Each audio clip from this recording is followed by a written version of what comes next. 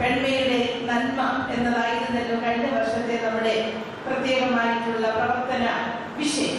അതിലെ പെൺമ, പെണ്ണ് എന്ന ഒരു കവിത, ഞാൻ തന്നെ കുറിച്ച ഒരു കവിതയാണ്. ആരാണ് നീ പലപ്പോഴും ചോദിച്ചു എന്നോട് നിന്നോട്, നീ പാപാവേശമുണർത്തുമാതി മാതാവോ അബീഗയിലോ ഹന്നയോ ക്ലൗദിയോ? ആരാണു നീ പൂവാടിയിൽ വിരിഞ്ഞു നിൽക്കും സൂരമോ, അടുക്കളയിൽ എരിഞ്ഞവനും ഒരു പിടിച്ചാമ്പലോ? ആണിന് വെറും ഒരു കാമിനിയോ, അതോ അവന് ഇണയും തുണയുമോ?